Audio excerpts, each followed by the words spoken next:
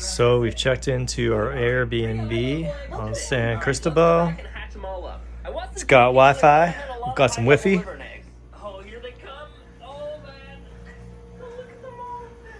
This place isn't quite as nice as the Best Western, but it's got its own little bit of character.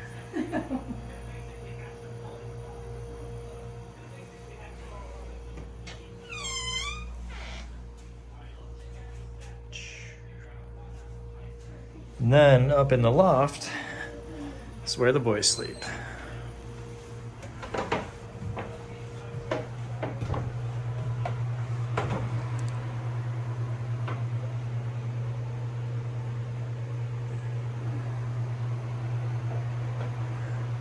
We've said a couple times, it kind of reminds us of the cabin. Hey guys, welcome back to my Horror Family Adventures, and today we're walking downtown to get ferry tickets.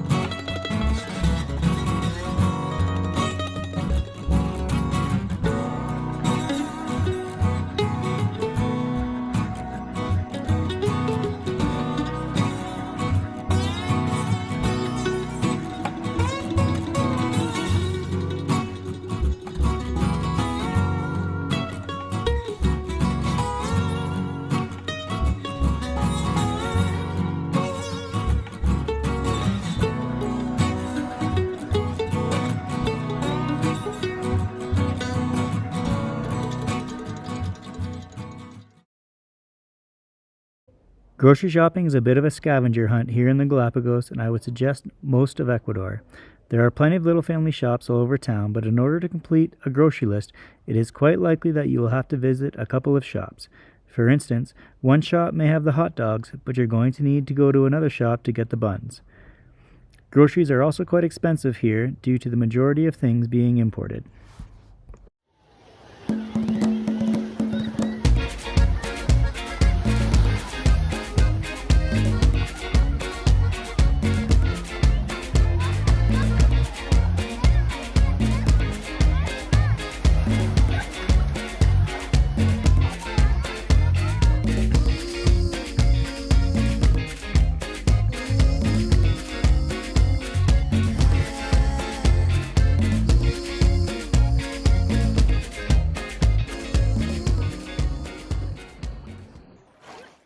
The island of San Cristobal, we would learn, is a bit of a treat in that you can do a bit of exploring without having to pay an entry or guide fee at every turn. We were able to visit a couple of local beaches and snorkeling spots, all within walking distance of our accommodations. Along the path to what would become our favorite beach, we were able to spot more than a few marine iguanas, an endemic species to the Galapagos. These iguanas spend the majority of their time on land, however they enter the water once a day to feed on the underwater plant life.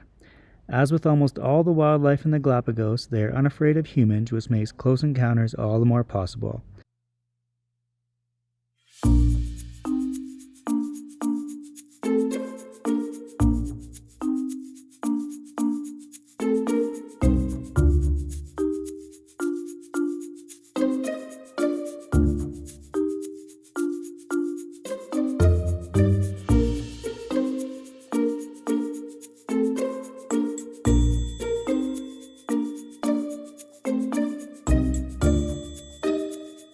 Sea lions were no exception to this either.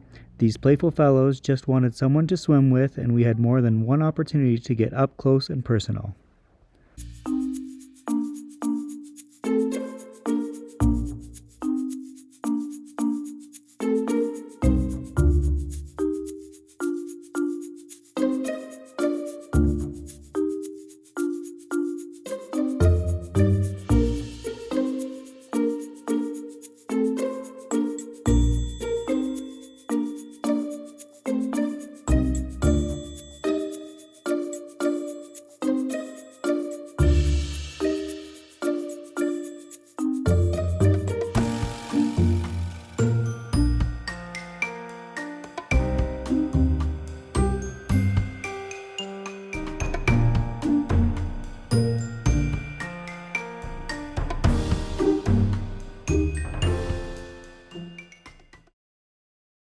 We could have easily spent our days on the beach, but we decided to do an island tour. So we hired a taxi to take us on a trip up a volcano which houses the island's only freshwater lake. The taxi gets you close to the top, but you've got to hike the rest of the way. Now remember, it's pretty hot here right now, so the hike was made a little more difficult in the heat. The lake provided some nice views, but it's closed to swimming, so we really couldn't explore it properly in our opinion.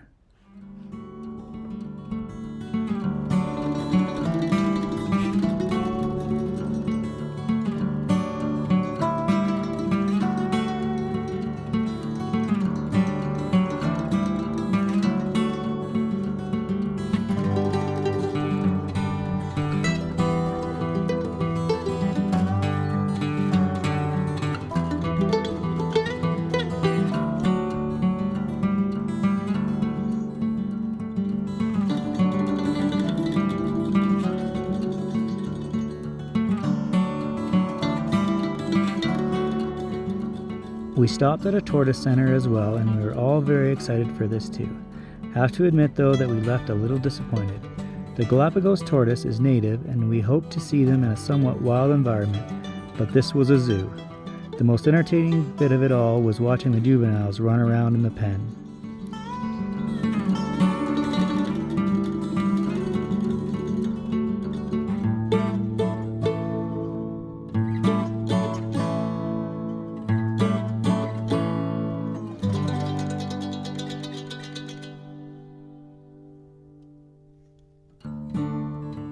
Final stop of the day was a beautiful beach with some very welcoming warm water.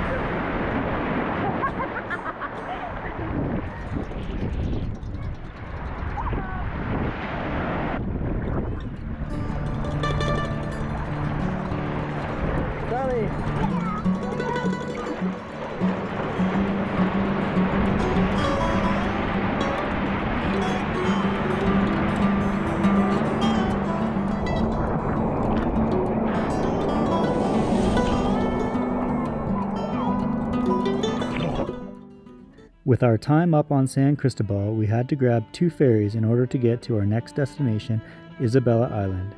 It was a very rough day at sea and as a result 2 very rough ferry rides. We all felt less than ideal, but it was only Miles who didn't hold down his breakfast.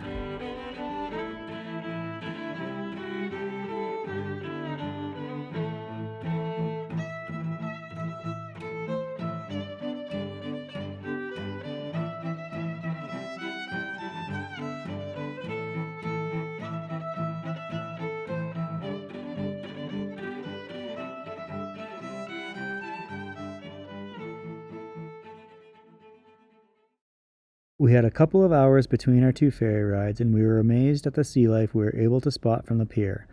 Blacktip reef sharks, eagle rays, sea turtles, crabs, and some juvenile iguanas.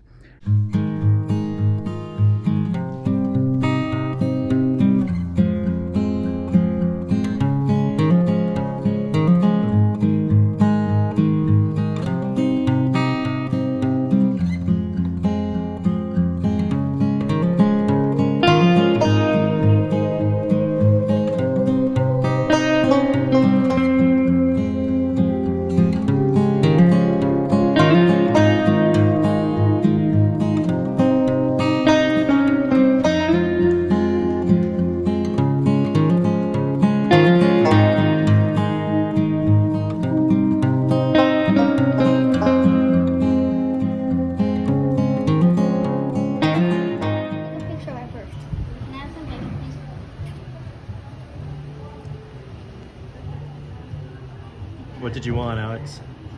Something with bacon, What'd you order? fries, What'd they come with? bacon. It was after 7 p.m. by the time we made it to Isabella Island and were able to get to a restaurant for supper. It was a very long day and everyone was exhausted. Cat naps at the table were required. Hey Charlie, what you reading? Miles, what you reading? The river place. Very nice. Alex, what you got going? A book. Oh, good. Settling in on Isabella Island, we heard there was a lagoon nearby that you can snorkel at for free. So after some morning reading, we went to check it out. Definitely some of the best snorkeling we'd had to date as far as clarity goes, and we did get to swim with some of the local creatures.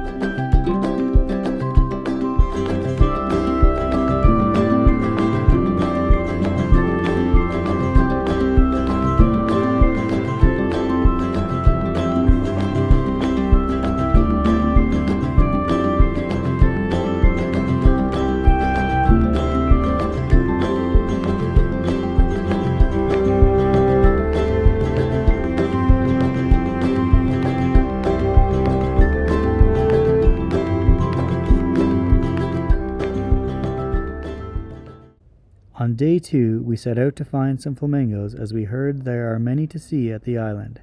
Little did we know we've actually missed flamingo season. The first stop was a bust, but a long walk in the heat we found a couple of stragglers. We also stopped at another tortoise breeding center, which was okay, but not worth the $40 tourist fee.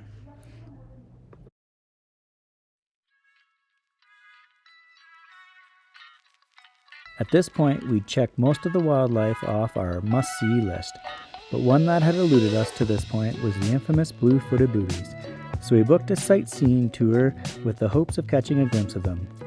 That morning, though, Miles was really under the weather, so Nancy stayed back with him and I took Alex and Charlie.